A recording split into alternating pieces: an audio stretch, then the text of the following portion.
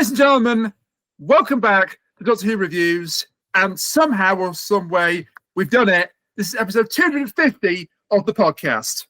My God. I can't believe it.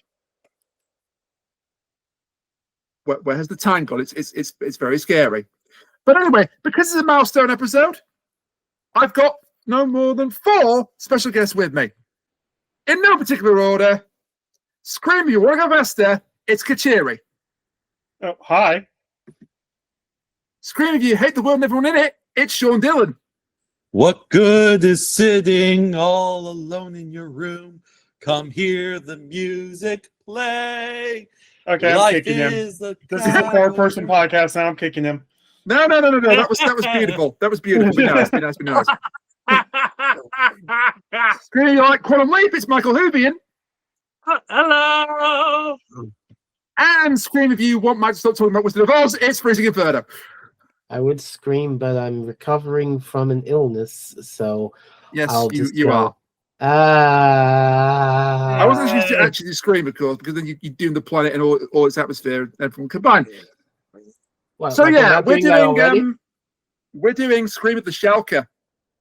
Well, the history behind this is rather interesting. In 2003, Doctor Who was and dead this forever. Yes, it was. And this is not like a meme. You know, it really was. The TV movie had come out and it flopped, and so it was only just a dead cult show being kept alive by tie-in novels, and up until a couple of years ago, at the time, Big Finish. Honestly, it's the largest major science fiction franchise to have an extended hiatus. Like Star Trek's longest hiatus is like 4, maybe 5 years. This was over, even if you include the TV movie, this is still roughly 8 or 9 years. Sean, do you not remember your other podcast you're a part of? And yes, but Quantum that's Leap. different because it's not continuation of Quantum Leap. It's a reboot. Yeah. Do you forget the other podcast you're a part of? Yeah, Kamen Rider. Kamen Rider had the same length of hiatus. For real? Yeah. Huh. The 90s must have sucked for Tokusatsu. And now Cinder's going to have the same level of hiatus because so it hates us all, I guess. Yay. But yeah, so people decided, hey, the internet's a neat thing, and the Doctor Who has a small but loyal cult following. Why don't we do a continuation of Doctor Who as an animation online? And so they commissioned this Flash animation for BBC whatever the hell, and it was the plan to be, this is the continuation of Doctor Who. We've got the 9th Doctor Who, Richard E. Grant. And it's the first story in what we could, if it's successful, we can have many more adventures. And then halfway into the production, they announced, Russell T Davies is rebooting Doctor Who. Which probably explains why the animation is honestly a bit crap. It's Flash. No, It's a big Flash animation. They didn't really have the capability to do anything more than that at the time. But also keep in mind it was 2003 and half the world was still on fucking dial-up, so... True. I'm just thinking about Chuck Jones's late stage cartoons, which also used Flash. True. But if I can go to bat for the cartoonist for a little bit here, the studio behind this was Cosgrave Hall, who also did Danger Mouse and Count Duckula. Honestly, kind of wish they went for a cartoon style that was more in line with Danger Mouse or Duckula. They could just go more cartoony with it. There's sort of a Duckula resemblance with this, but not Danger Mouse, I agree with you. They tried to do early on in the Wilderness years, there was talk of doing trying to do Doctor Who animation long ago. Nirvana. It was meant to be like it was meant to be like, hey, we got to try and revive the show somehow, and it's weird. Actually, there were 4 attempts to bring it back with animation. Oh. Yeah, I'm trying to find their doctor at the moment. Yeah, I got it. Because On, Oh, give me a I've seen the sec. Nova on the Doctor Who pitch. It's interesting. Yeah, it is. Press the wrong But button. it's interesting how the BBC originally responded to this, because they saw the animation and they saw the work that got into it, and in particular the voice acting, which is pretty good for. Yeah, there we go. yeah, it's bonkers. Like The it's red one is tinted. genuinely. That looks like Sherlock Holmes in the year 2099 or whatever that was called. Sherlock Holmes in the 22nd century. Yeah. There's a resemblance there for sure. Yeah, like it would have been bonkers, but honestly, it might have worked. Well, the Doctor is Sherlock Holmes. I mean, Stretch confirmed that. No, Man Vastra's Sherlock Holmes. Doctor Who is Scrooge. Oh shit! INJ Hubbard pitched one. Yeah. But anyway, the BBC responded to this actually rather positively. They loved the work that got into it. They loved the voice acting, and they thought, well, we'll make this Doctor the Ninth Doctor. And then Russell T Davies announced he was bringing back a live action show, and this got dropped. That's another hot potato. Yeah, it basically as soon as Russell T Davies announced it, what all happened? The audios were firmly the audios were told that they had to stick with 8. They couldn't do anything big or bombastic like Zagreus until Russell had at least gotten through the door. The comics, which wanted to do a regeneration from 8 to 9, Russell T Davies, even though he liked the comics, were flat out told, please don't. Let me cook on it. And we never got the regeneration from 8 to 9 originally. There was then you have this, which was dropped, and then you had the book, and then you had the novelizations, which were dropped faster than a hot plate on a picnic. Yeah, hot plate, hot potato. Though, though the thing with the BBC books line is that it took a bit longer for them to get dropped. They had to rush it as quickly as possible, but ultimately the final book in their line, the Gallifrey Chronicles, was released around the time, I think, either Boomtown or Long Game. Yeah. And Yeah, one and thing then that's getting dropped did rob us of is more Richard E. Grant Doctor, because I think it's terrific. Yeah. It looks like they did one other story with this version of 9, The Feast of the Stone. They did. Yeah. I think only the script of that exists, and you can get that with, I think, the Black Archive for Stream of the Shalka. It's prose only, yeah. It was never made into an actual animation. Whether it was going to be or not, it never was. Well, either way, we've got a historical curiosity on our hands with this. It could have been the launching point for a whole new set of adventures, and maybe eventually led to this continuity being on TV if someone ever had a shot. But before any of that happened, Russell T Davies made his bid, and the rest, as we know, is history. Yeah. And then Rogue came out of nowhere and went, hello. And then Rogue came out of nowhere and was like, hey, we're now canon again. I think that was Russell T Davies' apology to Paul Cornell. No, his apology of Paul Cornell was giving him Father's Day. Fair. All right. Apologies to Richard E. Grant then.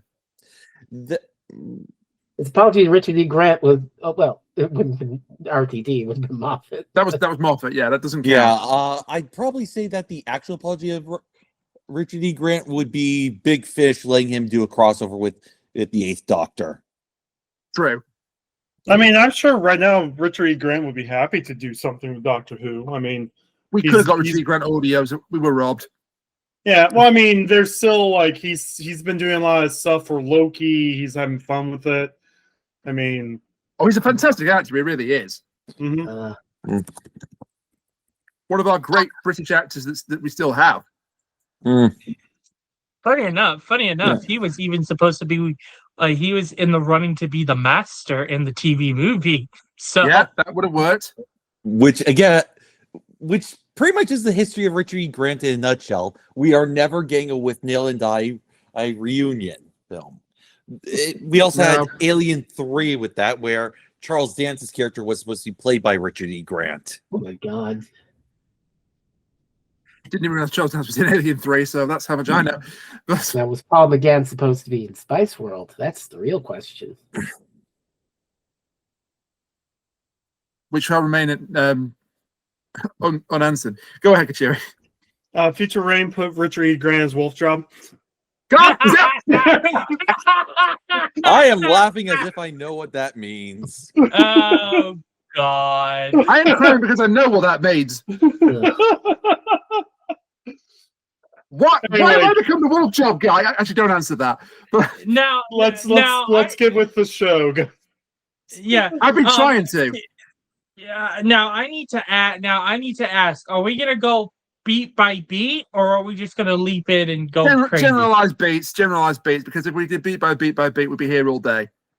Okay. The 6 episodes, they are up to 15 minutes long because that was the grand total of time you could do a flash animation for, before it broke. Which surprisingly increases the pace. You know, this may be the first classic serialized Doctor Who story where the writer no longer has time to eat and has to just get that shit out there. Which has some complications with the pacing. Like the slow pacing of classic Doctor Who that could sometimes go padding as all hell also results in some building of the tension and stakes of the world. But this one, by going at such a fast pace, details can be lost very quickly and the plot can run out very fast. Yeah, Yeah. it can. Not helped by the fact that because of the flash thing, 90% of the scenes end with a fade to black. And also there are also some scenes that have to be taken out of camera because the flash couldn't do them, like the homeless woman dying. Yeah. Which, when you think about it, that's Doctor Who as hell. They don't have the budget to show the thing, so they just don't. Yeah.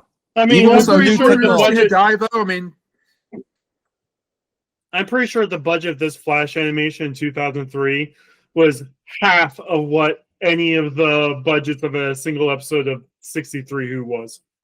Doctor Who, even when you're given new technology, you still don't have the budget to use it. So true.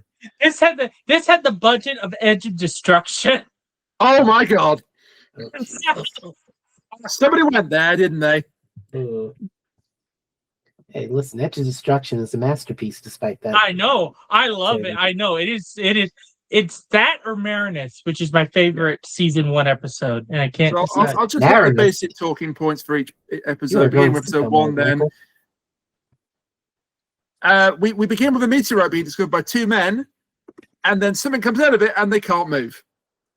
No, I love how.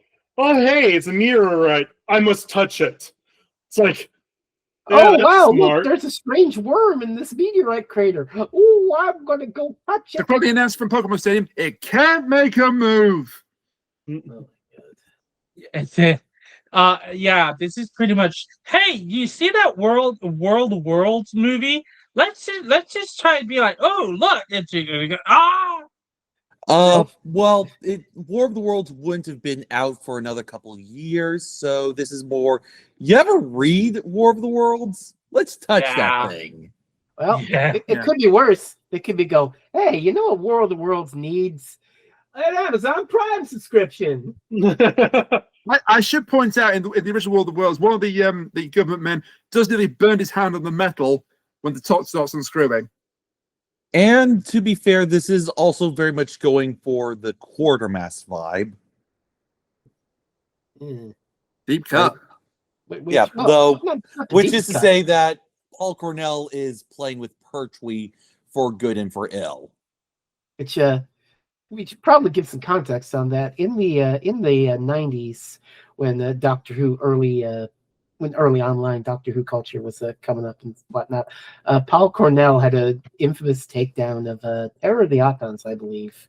Yeah.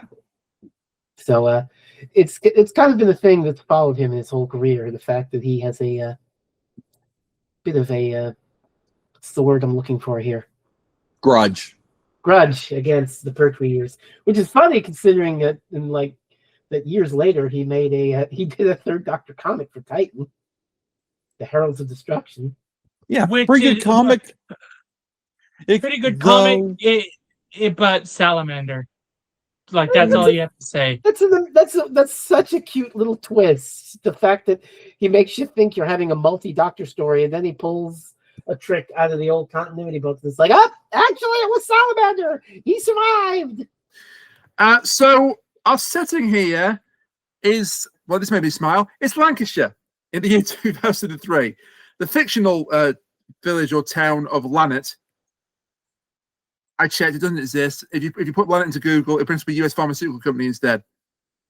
But it's in Lancashire, and we immediately see that something is terribly wrong because there's no one around in the streets, and those that we do see in like the pub are very, very quiet and afraid, and they don't tell people anything. They don't want to make a noise.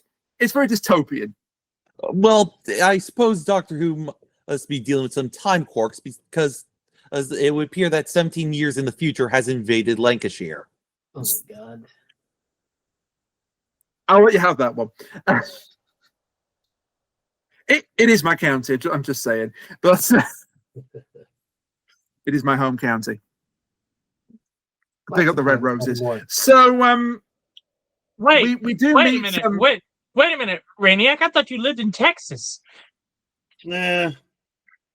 That's just old now, Mike. Oh, Also, Cat admits that I did not live in Texas to make another joke happen. So keep keeping up. the trope alive. Killing the trope dead. So It's we dead do forever. meet It's Doctor Who. we do meet a major character here. We meet Alison the barmaid, the only one's prepared to fight back or wants to fight back, but can't find herself able to do it. Can't find the animation frames to do it. Yeah. She's played by Sophie Okonedo, who is notable for two things. The more important of the two is that she played Liz 10 in the series 5 episode The Beast Below. Less notable is that she won some award for a movie called Hotel Rwanda. I don't know how that's less notable when I'm sure that's more notable than she appeared in Doctor Who. Well, for our purposes, it's less notable. Yeah, I understand. But it made her the first person to be nominated for an Oscar to appear in Doctor Who at the time. There you Of go. course, Kerry Mulligan would then, I think she was nominated for an Oscar. She may have even won it. I can't remember. Yeah. She certainly won a BAFTA for an education after she was in Blink. But anyway, yeah. So Sophie Okonedo is our companion. She's only been nominated for 3 Academy Awards, Kerry Mulligan. Okay. Maybe it was a BAFTA then. But she was certainly award nominated for an education. But she's not in this.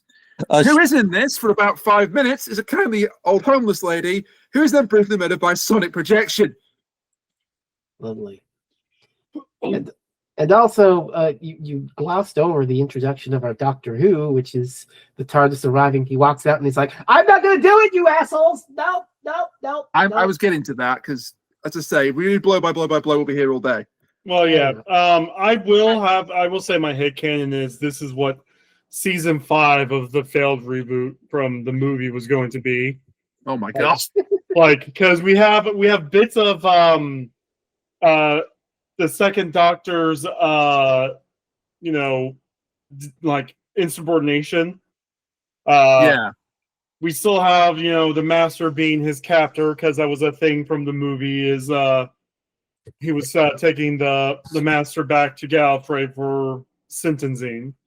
And then, we get a bit of 3 and 4 throughout this whole series too. Something tells me they sat down and they plotted out what the US reboots of seasons 1 through 4 was going to be, and this is season 5.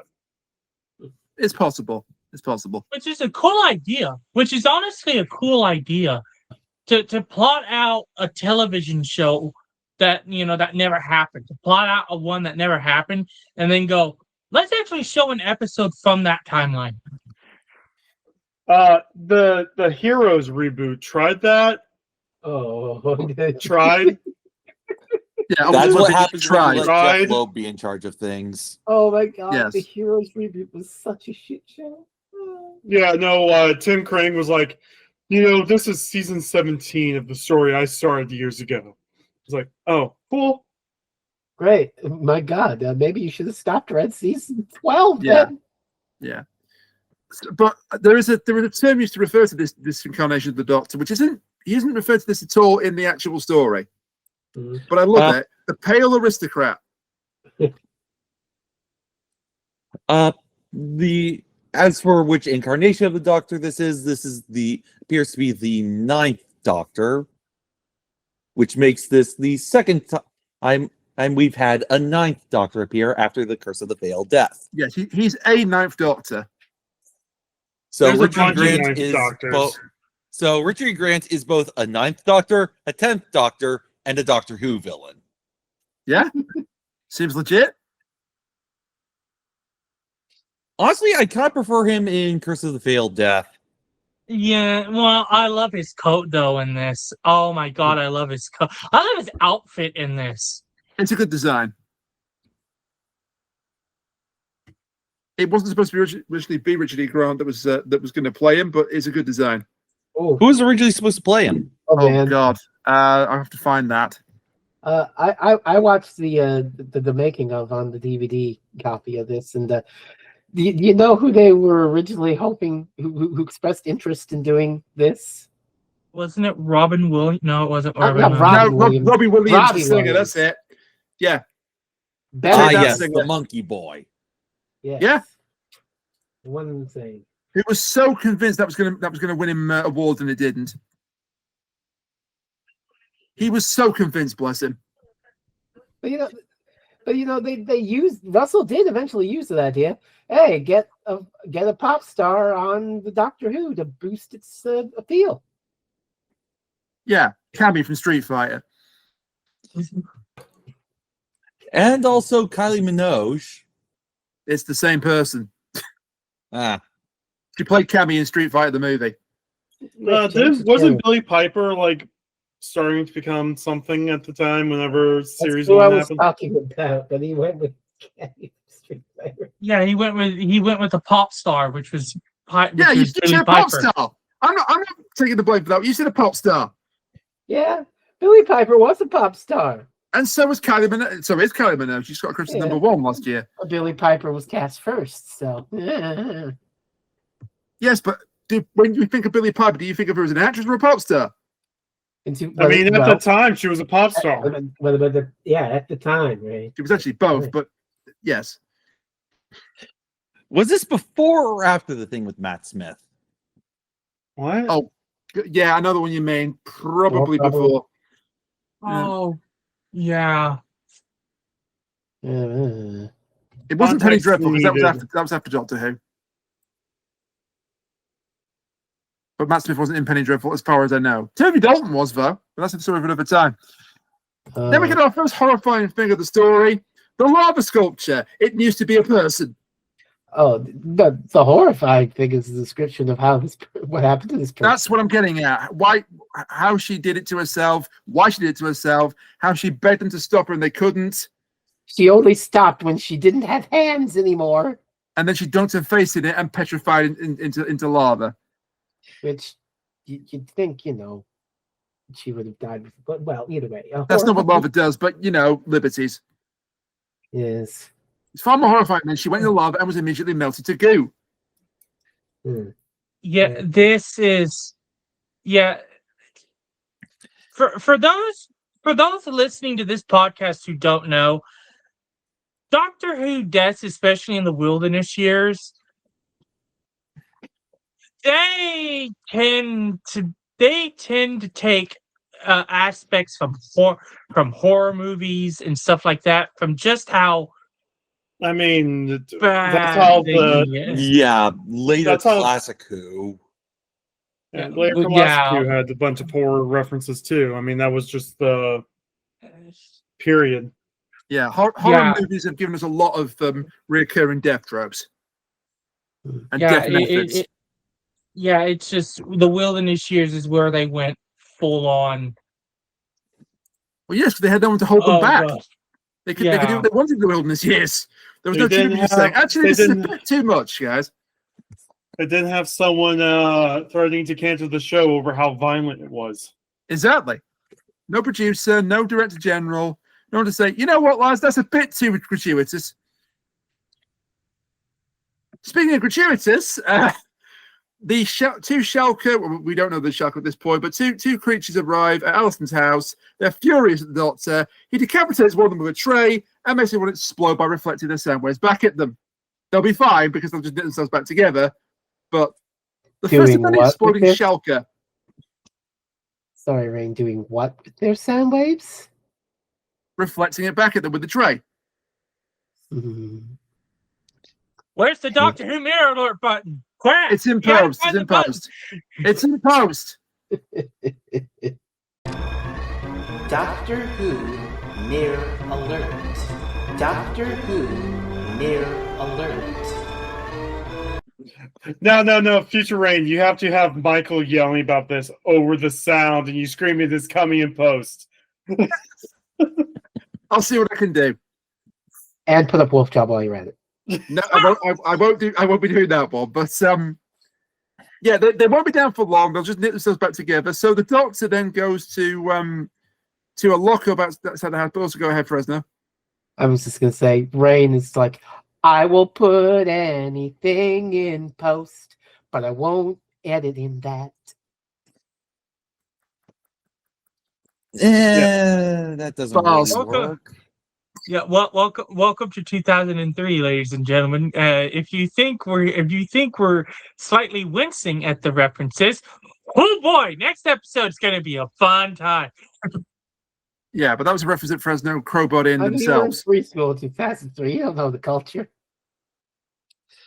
So, Doctor Who makes a phone call to the military. Oh, but before that, he blows up a house. Kind of This important. is very much a Pertwee era story. It is. Maybe that's why I like it. The main general guy, though, feels like Paul Cornell really wanted the Brigadier in this story. He's a brig stand-in for sure. Major Kennett. Kind of surprised he didn't just cast Nicholas Courtney to play him. Yeah. I guess he wanted that animosity of, I don't care about the military. Rah. Yeah, but actually, Yeah. Kennett's actually quite non-antagonistic towards the Doctor. He seems to respect him. He seems to like him. Yeah, It's Greaves the asshole. This guy. you know what this feels like? It feels like they took the he feels like Cornell took the Pertwee years and like the Tom Baker Android Invasion Seeds of Doom like sort of feelings and mixed them because the way how Richard E. Grant Doctor reacts to Major Kennett, I was getting like serious Seeds of Doom vibes from this because you have Major Kennett, basically being a jerk even though he respects the Doctor, so it's like that double-edged sword. Yeah. But anyway, the Doctor was quite pleased because he said that he would free the town within a night, and he's done it. He's also blown up Alison's house, which he quickly apologized and then leaves the scene. The locals are all cheering, so they was really happy what's happened. But then a more advanced creature can be seen in the shadows observing, and Alison actually saw this in part 1. Alison Cheney, who they make a joke about, are you related to Lon? Yeah. Great man, hairy hands. They try doing a lot of these like random one-liners through the show. I mean, it's Doctor Who, so yes. Mm. Doctor Who is reference central sometimes. Yeah, but it's some of them land, some of them don't. I mean, people probably know who Lon Chaney was in 2003. Unfortunately.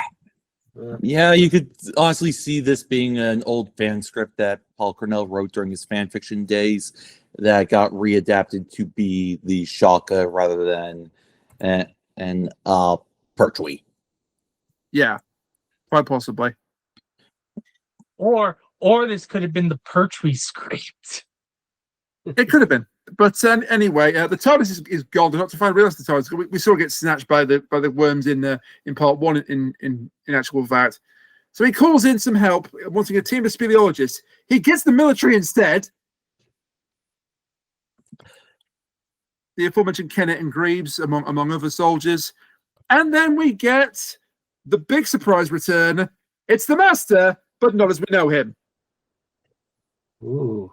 No, it's going to be as we will know him. Well, yeah, he's Derek Jacobi here, and again, he does a really good job, although he doesn't get a lot to do, unfortunately. Yeah, the main reason is because they didn't have the animation budget to animate his legs, so all he could do was stand around the TARDIS console. That makes sense. I mean, I'm happy to see the Master is here in his continuity, but he doesn't do the right lot. He does get a nice scene here, though, when the most advanced of the Shalka enters the TARDIS. They have a little bit of a tete-a-tete, and then he politely rejects it repels it from the TARDIS with a force field. Okay. Since this is the first time we've seen this, I'm going to state this for the record. I love the TARDIS. I love the TARDIS. It's a great design. Oh my god, that The major console. highlight of this story is the TARDIS design. Honestly, a lot of the designs for this is pretty damn good. Yeah, like you could not do this in real. You could could have try done- to do this in real. You But, could like, do this you- in real life. Yeah. The 8th Doctor's and 9th Doctor's TARDISes aren't too dissimilar from this. Yeah. Yeah, I mean, it's a continuation of the Yeah. 8th Doctor TV movie, so that makes sense. yeah. I just love like all the big dials and all like when you look at the console specifically, it just looks so. It literally looks like a mad scientist. Like the Doctor at this point has just gone, like he went full on. I can repair this, and this is what he came up with. I do love that TARDIS console design. I really do. But anyway, we get the town being evacuated, and then I keep wanting to call her Sophie, but that's her actress. Alison gets snatched by a Shalka and taken underground off the back of the truck. Where they do weird things to her forehead. They do in part 3, yes. Ooh. Wait, We also get a bit of an forehead, explanation why. part 3? Is this a motherfucking JoJo's reference? Oh my god. Shalka apply directly to the forehead. No. In part 3 of JoJo, the early villains had a similar thing wedged in their foreheads as the people in this episode do that commands the slaves. I know. Yeah, You are It's a right, j- but it's a JoJo's reference. okay. Well, we also get a bit of an explanation of why this town might be of interest to the Shalka, because it sits on an ancient plume of volcanic rock. In Lancashire, yeah, pull the other one, mate. If we had a volcano, we'd know about it. I know it's a fictional town, and I know it's a fictional show, but still. You'd finally know the warmth of heat. Wow. Again, -19 in Canada right now. It's not -19 here today.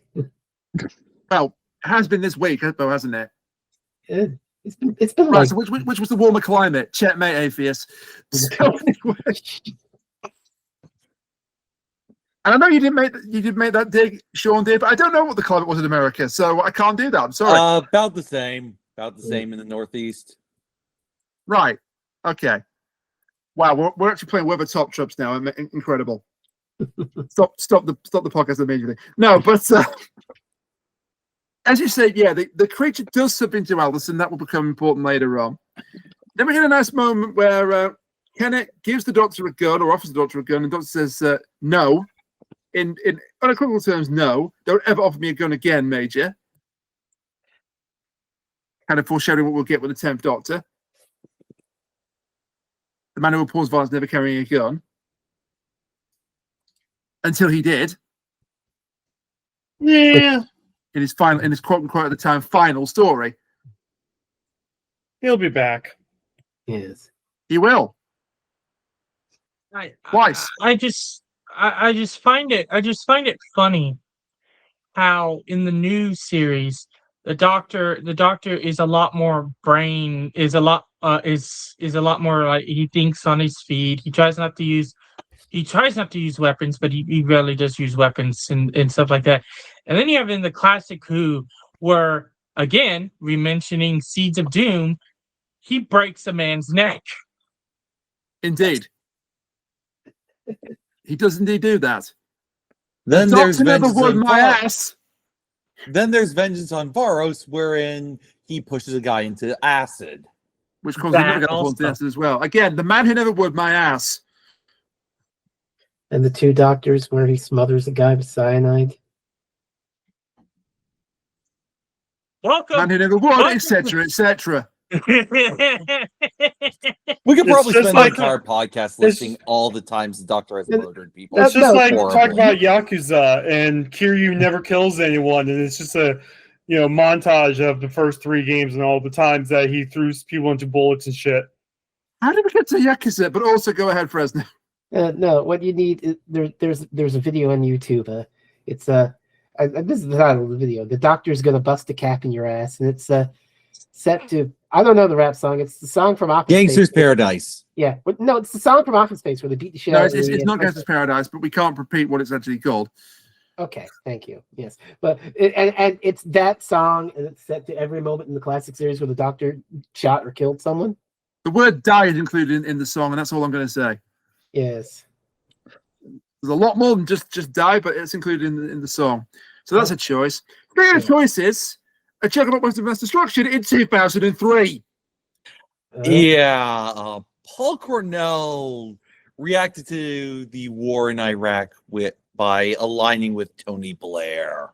Yeah, Well, that's not good. that's not good at all. Well, this is aligning with, because in first he says Western Mass Destruction. Make sure you find them this time. That's kind of like a knock on Bush and Blair. Yeah, it's you can tell with bits in this are like timeless and they're interesting and they're there, and then you get bits that are very 2003 and very make you wince and very make you go, oh God, why would you write this? We will get to that line. Yeah, but We will definitely get to that line, but there's an absolute delight coming up first, where we get like a giant Shalka monster, a colony creature, yeah. which now this is me being a bit of a conspiracy theorist, but I believe that this is Paul Cornell flexing on the fact that he has an animation budget and deciding, when Doctor Who tried giant monsters before, it killed the show, but this time we can animate it. Merca, Doctor no more. Who. Everyone's trying to find a way to make the Merca work. There's no way to make the Merca work. And you've just ruined this colony creature for me forever. But Actually, oh God. Oh my God, they upscale from what it looks like. They for the new box set of the final Peter Davidson season, they freaking they made the Merca CGI, it looks like. Oh, My Is it God, still yeah. better than Hibiki? it'll still look worse somehow. Oh, No, finally. it looks better. Oh, finally. Now that's the only problem that was had with Warriors of the Deep. Now that story will function perfectly. So is it like the Mara in Kinda, where they make it look realistic, makes it look worse? Yes. I'll link it in chat. But I won't I haven't say any actually more seen than it. that. Thank you, Dad. Click it. Thank you, Matt. That's very kind of you. Yeah, spoiler or whatever. Yeah. Anyway, let's move on because Well, before that, I just want to say one thing. So, Mike, are you excited to get Frontios on Blu-ray? All right, Ray, please continue. you got to dig in there. Well done.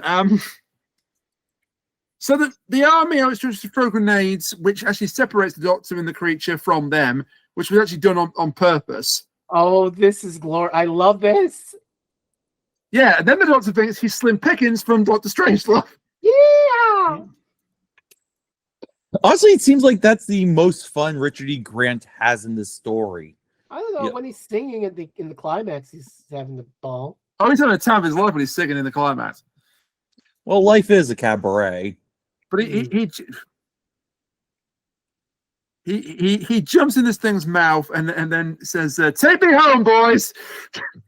Yeah. And it obliges to take him to the Shalka lair. Then we get this great scene with the TARDIS phone that made me laugh. The fact that the doctor's answer machine basically sounds like he's being tickled. The rest like, we really need to change this. No, well, the implication, given the lore that they're setting up for episodes that they never made, is that this is the Doctor having fun with a previous companion who died. So we need to change this kind of, has double meaning. Yep. Yeah. We need to change it because it's silly, but also we need to change it because it's kind of a reminder of a horrible tragedy. But it should be noted that there is no hanky-panky on the TARDIS. Yeah. What are you No, talking about? Laughs in River Song. No. There's no hanky panky. Only heated drama between men. I would like to apologize to the podcast if you did hear a bit of the Peter Davidson theme song in there. I did not know if that came through on microphone. If I didn't it hear did, it, so you I didn't hear it apologize either. if something didn't happen. I didn't hear. Yeah. I know. I'm just making sure. It's fine. We can move on. Speaking Oh, of, I've seen this trailer. I didn't remember seeing the CGI mecha, but we're about ready to get some heated drama between women in the next Zeets podcast. oh my god, Oh boy, that show took a turn, didn't it? That show took a left turn at Albuquerque real quick.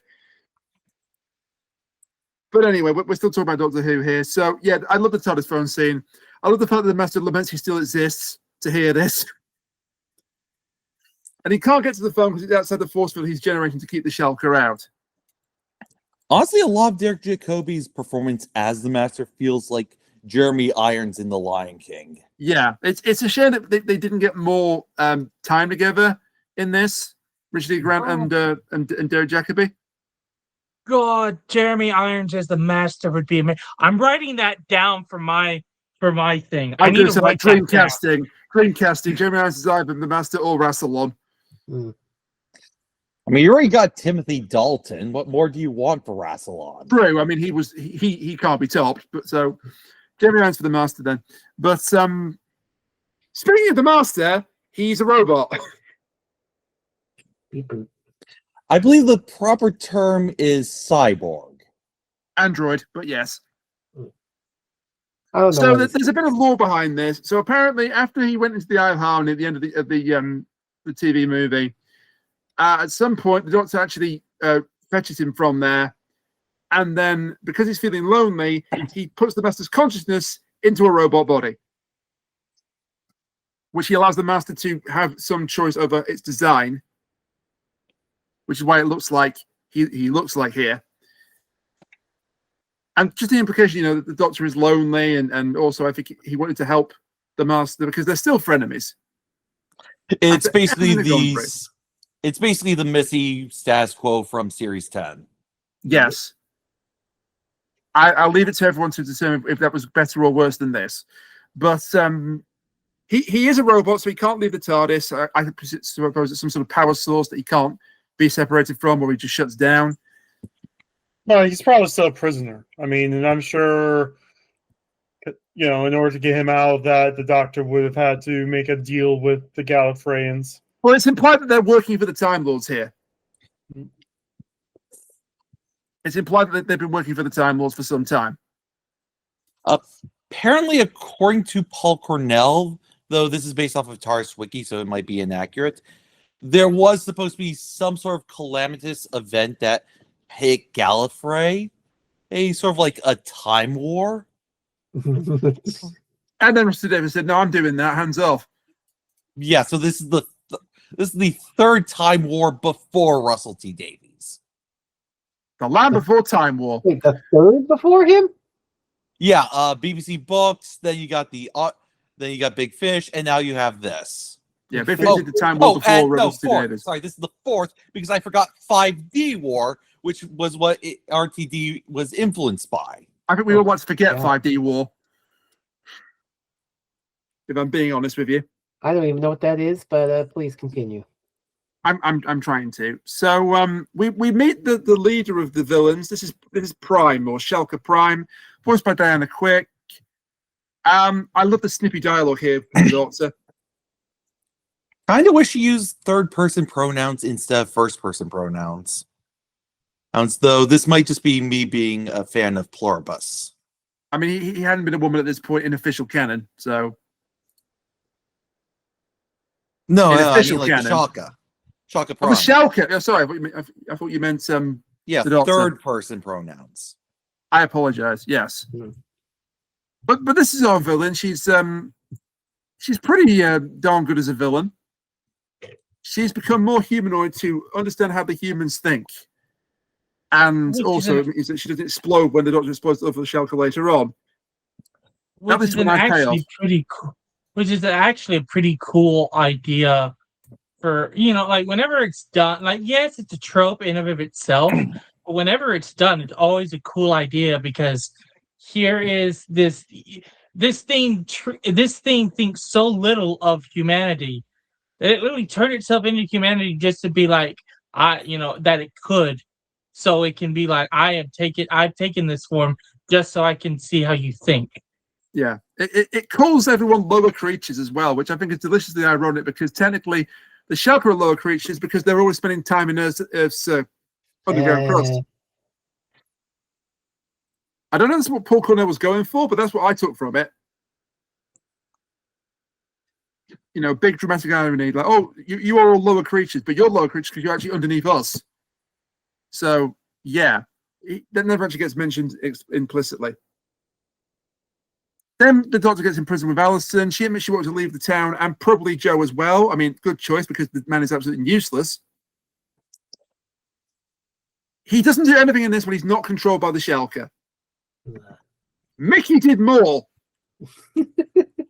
He is like a proto-Mickey, but Mickey actually did something after a few episodes. Also 20 women, because we have to mention that. No. Who is this Mickey? I think you mean Hatsune Miku is what you're talking about. No. We're not drawing Hatsune Miku into that. Asane Teto did not deserve this. She was too busy. She was too busy writing the Harry Potter books and winning the Royal Rumble in 2004. And she was also making Father Ted at the time. Oh my god! Yes, that too. Amazingly talented girl, that. But anyway, the Shalka Prime then declares that they can operate the TARDIS. They can't, so the Doctor can die now, and they throw him into a black hole for the cliffhanger. Beautiful. What? AKA the animators love this bit because they could just have the Doctor animation just be in the middle of the screen and be like, yeah, this is him falling. I like the bit, though, despite the bad animation. I like the concept of him.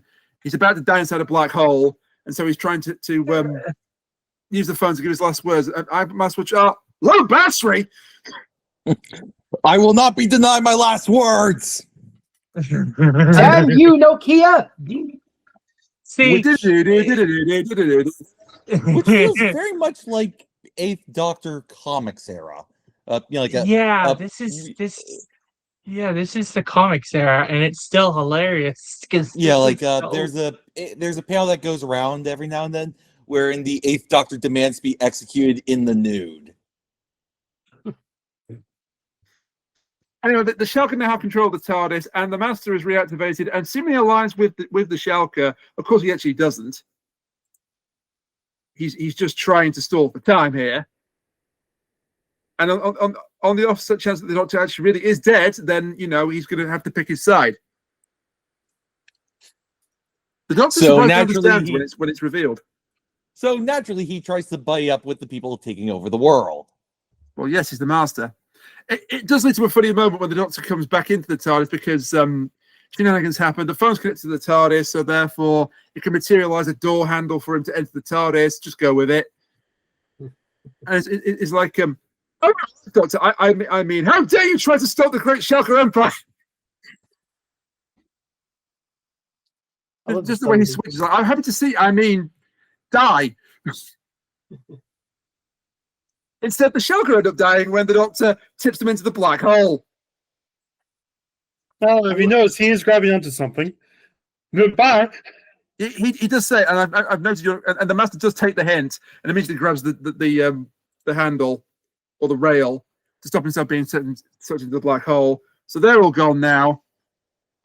Then we get a nice conversation between the master and the doctor, and this recurring theme that something happened in the past. I think he lost a companion because he says when he's in the black hole, he says I got her killed again. It's not the first time. So obviously he lost a companion along the way, and he really feels guilty about it. And the master's trying to get him to not do that again, but he can't leave Alison behind. So he materializes inside Kennett's office, apologizes to the Major, which was a nice touch. And then a strange bit that Kennett has seen at times before when he was a young man. I guess there was going to be some payoff later in the season 4 Scream of Shalka, where we get a past Doctor where the Doctor meets the guy when he's a young man. Yeah, possibly. I mean, sorry. The 11th Doctor comics actually do that gag quite well. know what this I when I first brought this up, but the longer we go deeper into this and break it down, this really is if you gave the keys to the keys to the car to a Wilderness era fan, not someone like RTD or something, but if you gave the keys to a Wilderness era fan and said, go with it, this is probably what they would create. And it's really interesting to see just how well they're able to mix like comics bits and bits from the audios and the books, and you just see these little bits and pieces in this larger whole. Go ahead, Sean. Honestly, given the animation quality, I think it would be a lot better if they just released this as an audio drama. It'd be cheaper too. I'm not sure I agree with you. I think it needed a visual medium, maybe better animation, but again, it was 2003 in Flash. There's always a chance that this would have taken off, and then they're like, you know what, Richard E. Grant's a great physical actor. Why don't we just try to reboot? It was going to take off, but of course, RTD happened. Yeah, well, I mean, a live action, if RTD didn't happen, this could have also just became they just put Richard E. Grant in, yes, a suit. I mean, it was going to happen enough that the BBC Books line, when they found out that they were going to be canceled, actually hinted that this was going to be the next Doctor. Yeah. Anyway, the plot continues, and do you like mobs? Because we get a lot of mobs in the next 3 episodes. Oh boy. Joy. We are legion and we are many. They've also captured a Shalka, which the Doctor uses to troll Greaves. So they work out that oxygen can knock out the Shalka. So they stick the thing in an oxygen tent, and Greaves is there with the Doctor to give him a hot sweet tea. And they're talking, and he says, I'm just going to do something eccentric. Just won't be a moment. He leaves, deliberately breaks the Shalka out of captivity. It attacks Greaves, and this is all part of the Doctor's plan to find out how they truly operate and work. Violently burning Greaves in the process. But we won't find that out for later. Yeah. The burns aren't in this scene.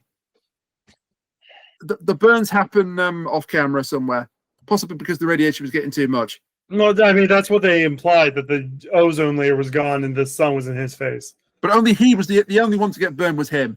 Because he was in the sun. We saw him in the sun. Because Frick, that guy in particular, I guess. But also we saw him in the sun, yes. Oh God, that's and then we have Joe being directed against his will to punch a soldier out and drive a truck. They feel extremely guilty about this. I mean, yeah, because if you punched someone and had no control over it, you would probably feel guilty depending on the context. Depending on who it was you punched and where you punched them, of course. And we'll just move on from that. Yeah, they end up in this strange force where all the other people from Lancashire are, and they all start killing each other. Edale Wood, and weirdly enough, this place does exist in real life, but it's not in Lancashire, it's in Derbyshire. Which is close enough to Lancashire and Yorkshire, I guess, that they thought they could get away with taking a few liberties. But it's strange that that's the real place, but Lannet's not. Just a little bit strange that. Well, Rain, they couldn't use Liverpool's. They had to use because Liverpool's not allowed to be in a Doctor Who episode. We've learned this. Liverpool's not allowed to be in anything if I have my way. Anyway. Look, the city's lovely. The fans of the football team, yeah, moving on. I mean, when I said of the football team, there are two, so I'll leave it to your judgment which one I'm talking about. It could be both. Somehow, Rain has pissed off both of the football hooligan teams. I've never said hooligans. You did. I never said hooligans. Well, boys, Rain is closer. Go get him. Oh, thanks for that. You're welcome, sweetie. So They hate me anyway. They hate me anyway, Fresno. I support Manchester City. This is where Rain goes, but I live in Texas. What are you talking about? They can't get to me. That would have been Oh, finally, I pounced that joke after 10 years. I love it. As I say, though, they already hate me because I support Manchester City. So I'm already cooked when it comes to them. Speaking of cook, a tiny Shalka emerges from Alison's head, and it's controlling the mob. And then we get a weird cameo. Yes, David Tennant is allowed to be Scottish, but only in animation. Well, David For Tennant, about 30 seconds. well, David Tennant went out of his way. He heard they were doing this, and he was like, "I need to be part of this." Well, it's going to be nothing. I need to be a part of this. Yes. He was filming next door. Yeah, according to the making of it, he was doing the recording next door, and it was lunch break or coffee break or whatever. And so I guess he was talking to people. He was like, "Oh yeah, I've been recording so and so." See what's coming. What are you doing? Oh, an animated Doctor Who. Put me in the game, coach. Put me in the game.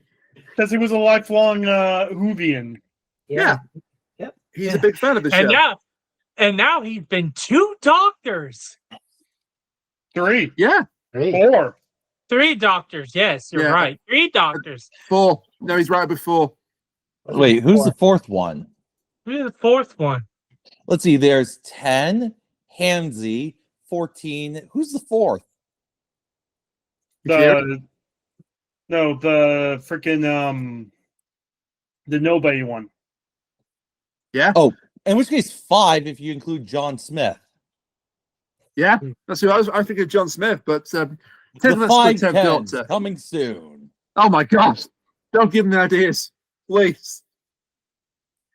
We should bring David Tennant back again. Surely that'll keep Doctor Who from being dead forever. It's not dead forever, but I'm getting a sore throat just arguing that. Speaking of sore throats, people are getting them because David wants transmitting the screens. Wow, that was a hell of a segue even from my standards. Oh, apparently also Tennant was recording a Terry Pratchett next door. Yeah. Oh.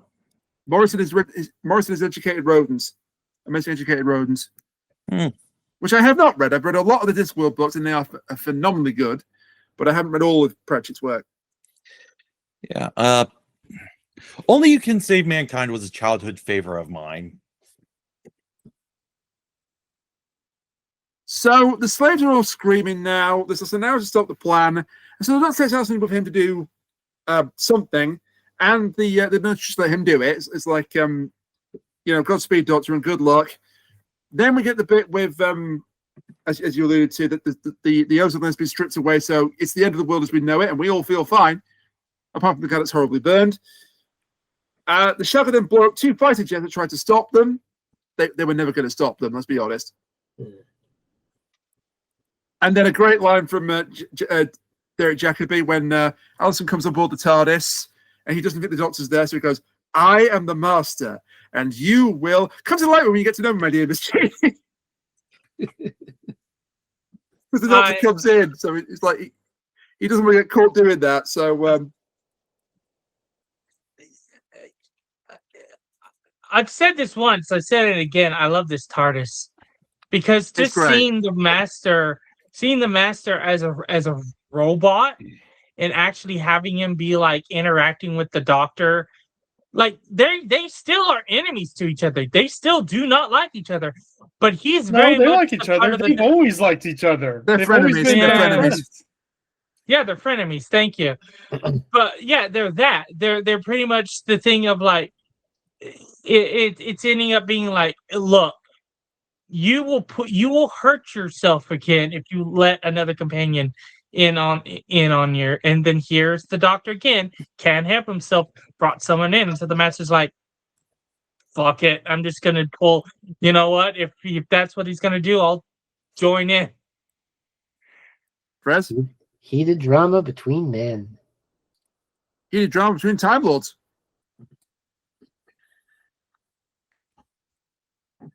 And a robot, because the Master's a robot now. I love the way the Doctor refers to what the Shalka really are here as the death principle. That's cool. This idea that they take worlds that the Doctor considers dead and they inhabit them with the Shalka because no one's going to go looking for them because they're all dead. Yeah. There's some claims that the Doctor goes, "You kill these worlds," and Shalka goes, "No, the humans kill them. We just give them the final push." Which, okay.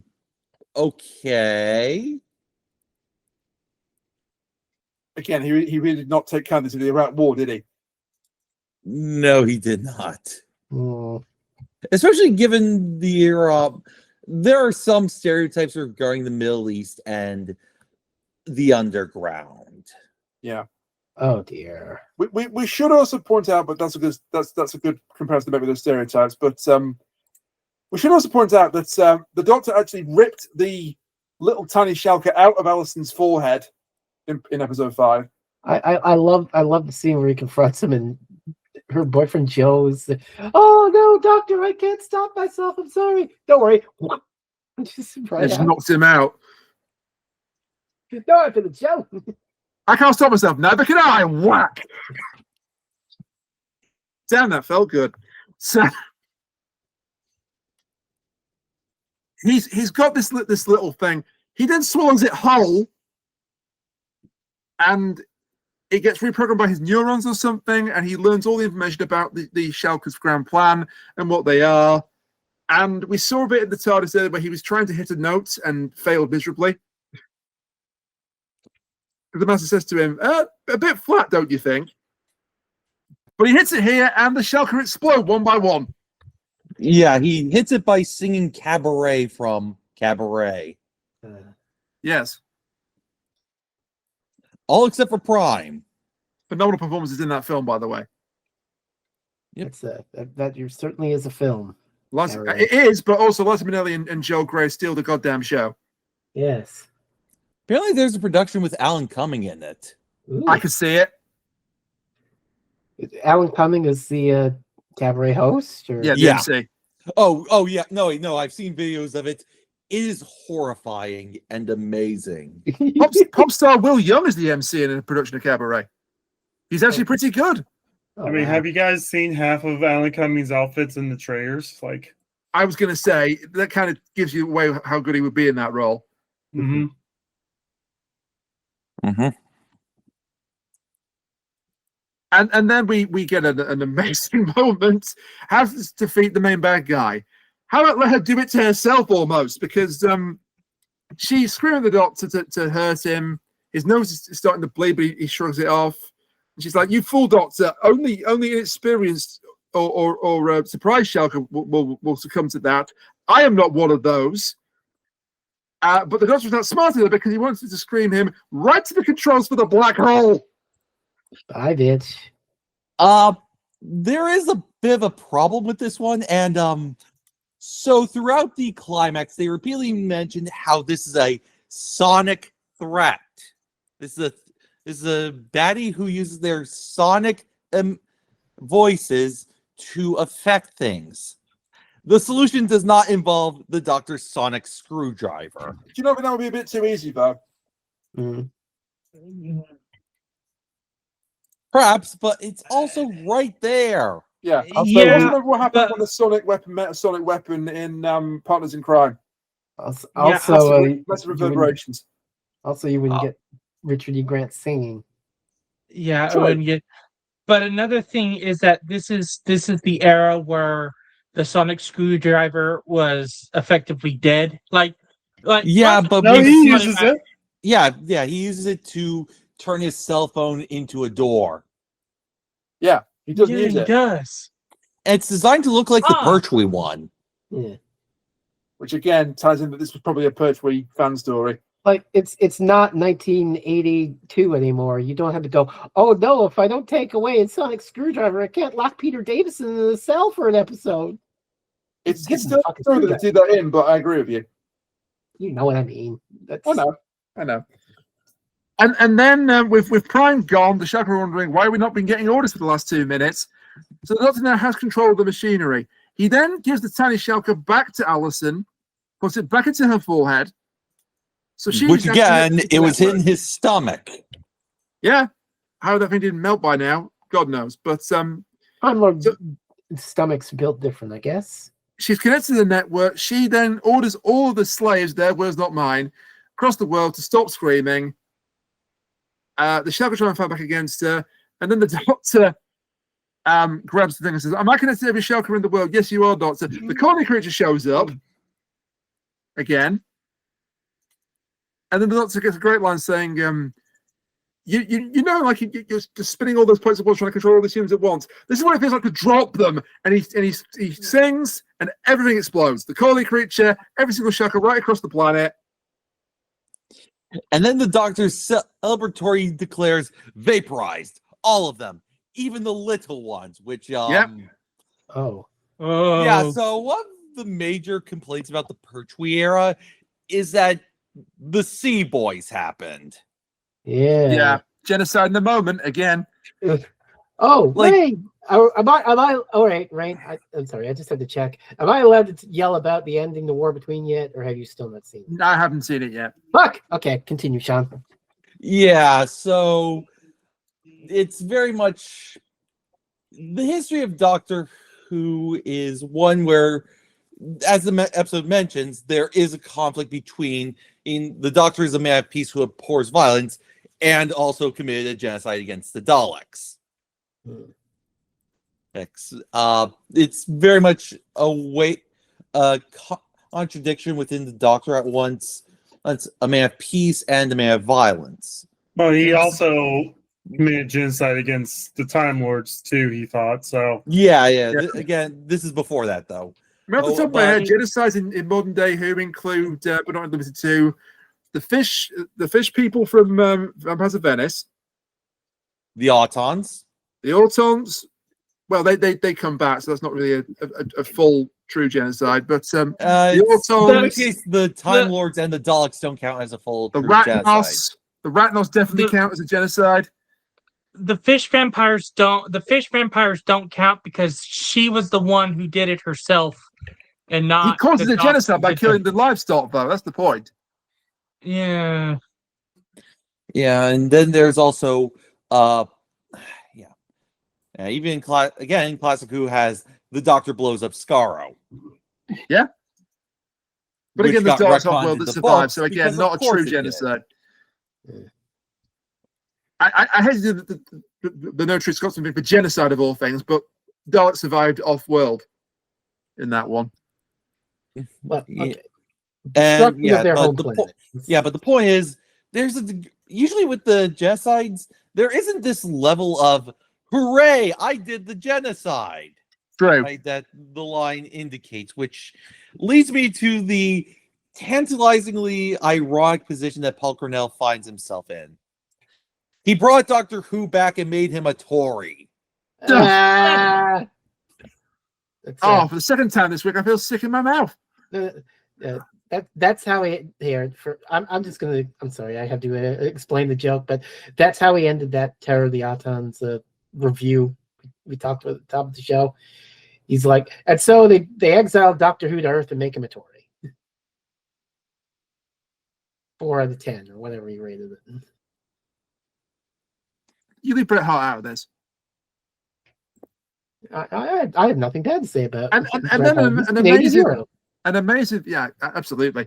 And then a really interesting thing here where the connection is broken between Alison and the Shalka, and she's like, no, people are saying I couldn't use it to fix the environment, fix the atmosphere. And it's like, I would not let you do that.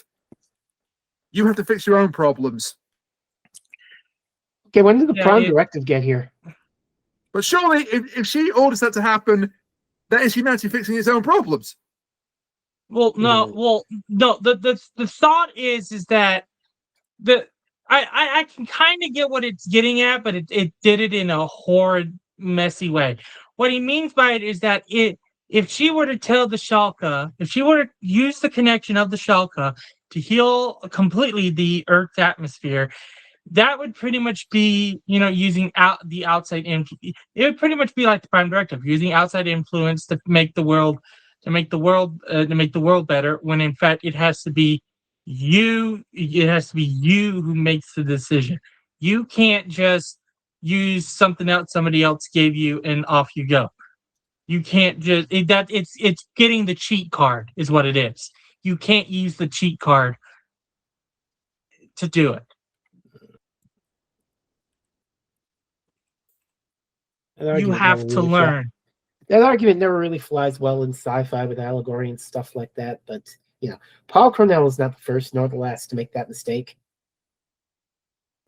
No, I liken it to what the hell do I liken it to? I've just forgotten now. The 11th Doctor World War II episode where Josh was like, if you give me those laser Spitfires, I can win the war in 24 hours. No, Winston, you have to win it the right way. It will be worth the wait. Ah, yeah. The most objectionable thing about that is not the fact that Doctor Who's friends with Winston Churchill. Where are we up to? Oh yeah, she's annoyed about the atmosphere thing. At some point, Grace gets horrible burns, and the Major looks kind of secretly pleased about it. And then, of course, it's time for the goodbyes. But psych, she's not going. She's going to leave Joe and travel with the Doctor. I mean, why would she stay with Joe? He sucks. He does suck. Yeah. The ending even indicates that she doesn't come back. Though I think the way we're supposed to read it is she dies. I think she just ends up with someone better.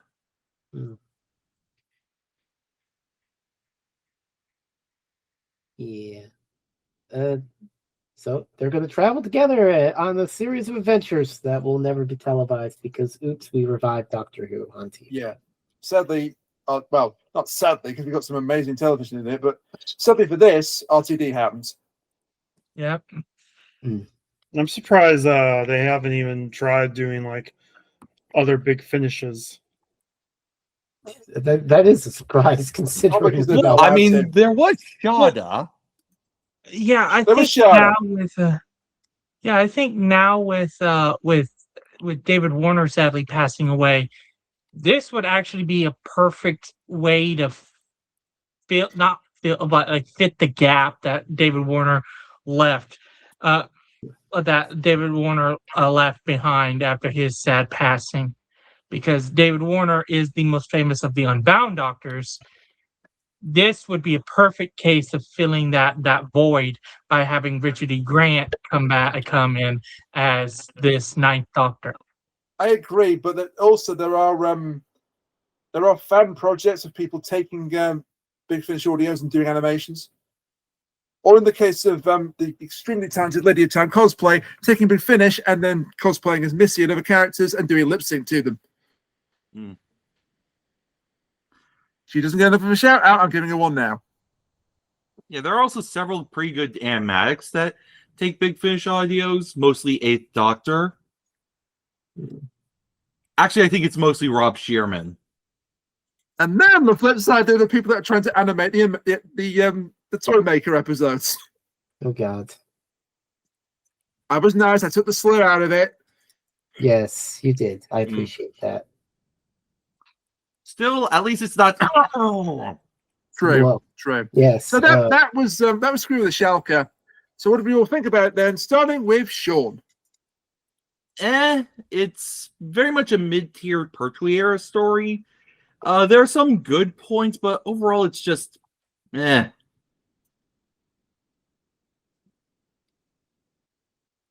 Fair enough. Michael.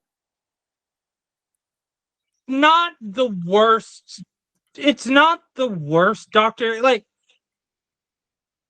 it for what it was supposed to be. It's an actually pretty good pilot. You have the Doctor companion, you have the dynamic between the Doctor and the Master. You've got the big bad of you have the big bad of the piece, which is the Shalka. It really is like this sort of contained story that when you look at it as a contained story, isn't all that bad. Well, when you look at the context of New Who was coming back at the time, the novel, like everything else, was basically being chopped and ended and stopgapped because of that. You can kind of tell that it was a bit rushed, but it wasn't terrible. Like, it is best case 5 out of 10. Wasn't bad. It wasn't bad. It just wasn't. It didn't live up to what I thought would have been the expectations of this being the pilot of a new series of Doctor Who. Kuchiri. I'm glad we ended up getting, actual Who after this, because I was never a fan of this style of animation, even way back when. Story-wise, it was okay. Hope they can do something with Richard Grant now that, they're trying new things that's not Disney.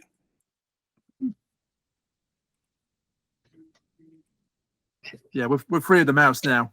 That remark just made me wonder. Like, imagine a world where the Disney Doctor Who deal worked, and we got like a Richard E. Grant season done in like X-Men '97 animation style. Yeah, I mean, the Doctor Who Disney thing working would be like Power Rangers. Yeah. Oh, I don't think I brought this up, but the animation here looks like Star Trek the Animated Series. Right down to the weird close-ups. I'll have to take your word on that. Hey, Fresno, thoughts? It's an interesting look at what could have been for the future of this dead forever show. We live in the timeline where it was made obsolete before it came out, but an interesting look at what could have been. Richard E. Grant's Doctor really grew on me over this. He's pretty serious and dour at the start. Kind of shades of Capaldi, but not as great. But then, he comes into his own a bit more when he becomes more jovial and jokey and snarky. And I enjoyed his performance. The story itself, it moves along in a quip, and it's serviceable. Rose is a better pilot, as history panned out. But still, this was interesting. I had an okay time with it. And I actually enjoyed it quite a bit. Mm. I get all the criticisms. I think you're right about the plot and the pacing. The pacing is a little off, and there are some interesting choices for dialogue, like the WMD joke. But Richard E. Grant's a great Doctor here, and Derek Jacobi is a great Master. And I think it's a shame that they didn't get to have more interactions with each other within the story. I would suspect they were going to have that in the future that never took place. So that is a great shame. But it's a wonderful slice of what might have been, like a look into a possible future that never actually took place. And the animation, I didn't mind the animation, given that, again, it's 2003 Flash. And this was about as good as they could possibly do on this budget.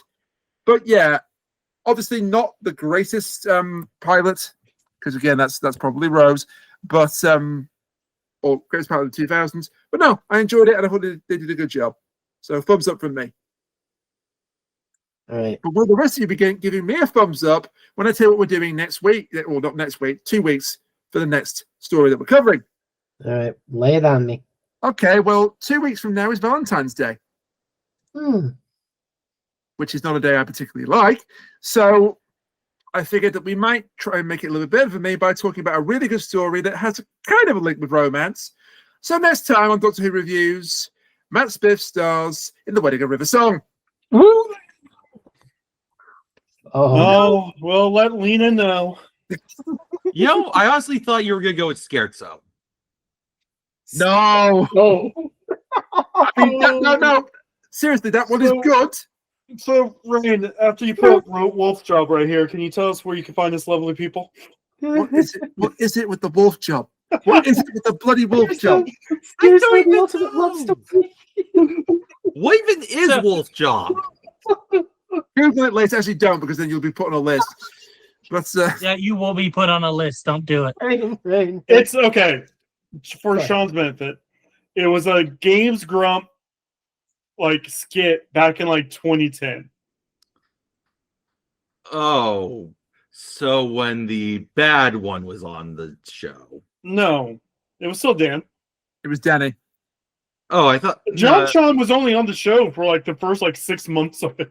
Yeah, Oh, he I- wasn't on the show for very long at all. Oh, I thought he was on it for at least. No, How old is Game Grumps? Too old. old. Well, we were basically done Let's Playing by the time they came out, and then made Let's Playing popular. So it's cool. We paved the road for you. Yes, they certainly made Let's Play popular. Not anybody else. Yeah, Not yeah. anybody else. Anybody? Look, this is the end of the show. We don't have time to get into this story, Not history. Claire, of not our Snow former Beef, husband. not anybody else. I mean- Hey, look, is that profound and prolific Let's Player Nakatilili over there? They're still going, in fairness. Yeah, they're still going. They're still going. Fair play to them. You know what? I'm just gonna say it, and I'm just gonna give you the horrifying context and curse you with this, Sean. Right, bleep it out if you can. Sean, think of a lewd act that ends in the word job, and now imagine a wolf performing that act. That's wolf job. Yeah, that's it. Ah, Yeah. The H only or wolf B? job I will ever put on this show is the one I've just put up now, which is a wolf in a business suit. Basically, Anyway, basically the in the original episodes, they used to say, "Hey, whichever their editor was editing the episode, can you do this or can you do that?" And then all of a sudden, Wolf Job became their tick, so they only focus on Wolf Job. Yeah, Hey, Barry, put up wolf unfortunately. job. Hey Barry, put up wolf job. Wearing wolf job as a hat, etc. Hey, future rain. Could you put a gif of Sailor Moon spinning right here? Thank you. I mean, I could, but I didn't want to get copyright stricken. Copyright struck for a GIF. Anyway, It's a joke. Anyway, where can you find this lovely people? yeah. For the that's- second time, thank you. Yeah, You can let's find go. us all on Blue Sky in the links below. Most of us are also on Twitch, but not Sean. In the links, twitch.tv/Freezing Inferno /the Kuchiri and /Rain Jacobi. I haven't done anything in about 2 or 3 years because things blew up in my life. Ironically, I think You need to get the back last time you onto streamed, Dinette if you can. I think the last time you streamed, Rain, was the 100th episode of this show. No, I did a couple of gaming stuff. No. We We did did some Fall Fall Guys. Guys. I did We a did some couple of Fall Guys. Fire Pro videos, and Okay. there was some stuff in between. But Oh, and I've the not done Among much Us since then. episode where you told people to buy back to the 11th hour, and then it got vacuumed out into yes. space. Speaking of which, Sean, No, Since you're the here- last time we streamed, it was the one where you lost your mind.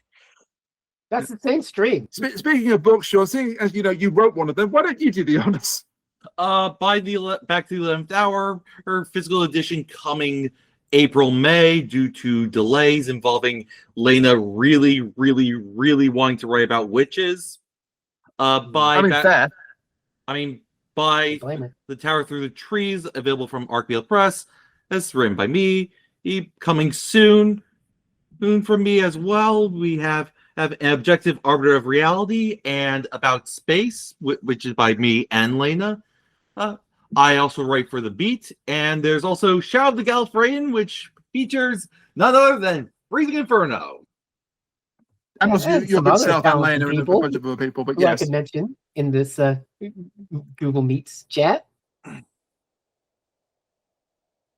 yes. Seriously, Boys Adventure Fiction is one of the best stories in that book. It's really good. I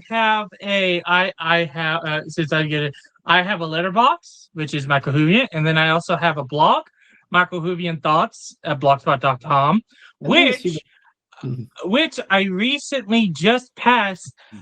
2 years ago, I only wrote like 14 posts. I think this week I just passed 15 posts in the month of January. Welcome So to I'm the really pleasure proud of zone. myself. Yeah, You should be. I'm really. You should be. You've done well. Yeah. So, and hey, Fresno, aren't you doing something called streaming over at Twitch? I will if I ever get over this fucking I did illness. mention that already, but yes, you're still swear to continuing with God, your streams. The month of January, everything under the sun has fucking blocked me from doing regular day and night. That's life for you. Yeah, winter storms, personal life things, and now illness. And also, this Monday is going to be another whopper of a storm. And also, I'm not fully recovered from this, and I don't know if my voice will be fully back. So Monday's pretty. I'd say Monday's not happening, but last Monday, like literally right before I caught this illness, literally I end the stream. I'm like, my throat feels a little funny. I guess I was talking too much. I go to bed. I wake up. I feel like death. But I streamed This Way Madness Lies, which is a magical girl RPG in which theater girls venture into the worlds of Shakespeare plays. Oh, that was great. To battle monsters. That was really good. It's a very neat little RPG, even if I don't know that much about William Shakespeare. I do, so it's really good. Yeah. The subject material has been done really, really well. And I don't have a plug per se, but I do have something very important that I do want to say because we have reached episode 250. Mm-hmm. So my plug goes out. Do you have a plug? I just said my plugs. Yeah, Mike said his plug. Kuchiri, sorry. I mean, we've been working hard on the Kamen Rider podcast. Ghost had to go on hiatus since the girls are taking the hiatus. We're working on Gaim and Zeets and Rain. You have a Gav movie to watch eventually. I do. I will get around to that as soon as I can, I promise. And streaming side, I was doing a bunch of streams daily, kind of fell off. I'm going to try and do some streaming soon, hopefully. Yes, and I hope you go back to streaming soon because you enjoy doing it. And you should do things that you enjoy. So, yeah, I don't have a plug per se, but I do have something important to say. So, in regards to this being episode 250, which, again, blows my mind, just a huge, huge thank you to everyone who's made this possible. Everyone who's appeared as a guest or a co-host on the stream over the years. So you guys, Kat, Chris, Second Archive, Lena, Foul Plays. I'm getting to it. I just had a swallow moment. I'm okay. Foul, everyone that's appeared and everyone that's actually ever listened to them, watched them, enjoyed them, commented on them. You guys make this worthwhile, so thank you so much from the bottom of my heart. Polly. And Polly. Sorry, Polly, we left the best for last. If you would have told me a year ago, we'd be thinking Davis inadvertently. I mean, well, and then, and then in episode 350, by the time you guys are at episode 350, you will have thanked David Tennant for showing up on the podcast. Oh God! Technically, that thanks also went out to Colin Baker, didn't it? Well, oh God! Let's go. He didn't watch the show. He just crashed into it inadvertently, thanks to Kat. He was a guest. Going good to Colin Baker. That's not nice. Colin Baker's awesome. Yes. But no, seriously, just a huge bottom of my heart thank you to everybody. That's right. I can't believe we got this far. That's right. After 250 episodes, now we're plugging you. All right, add it to the list of all the plugs. Yeah. Oh, there's been Where so can many you find us lovely people? Now you are all the lovely people. There's been so many good moments. There's some not so good moments over the years, but it's been 10 years. It's been over 10 years. It's been 12. It's been 12. Yes. Don't think that's not to get my attention. Yeah, I still remember out of the blue one day when I texted Fresno, God, 2017, 2018. Like you had just done the Doctor Who, like you had just done the Twice Upon a Time, like we had just watched Twice Upon a Time, and I told you something. 2018, yeah. Yeah, and you said like, "Oh, we have a fan of the podcast named MichaelWhovian, named MichaelWhovian," and now look at us. Why are they When you so said else 2017, watches this shit? I'm trying to remember when I think I started watching around the time you were doing the I reviews. remember someone made a comment. Where is Kuchiri? That was me.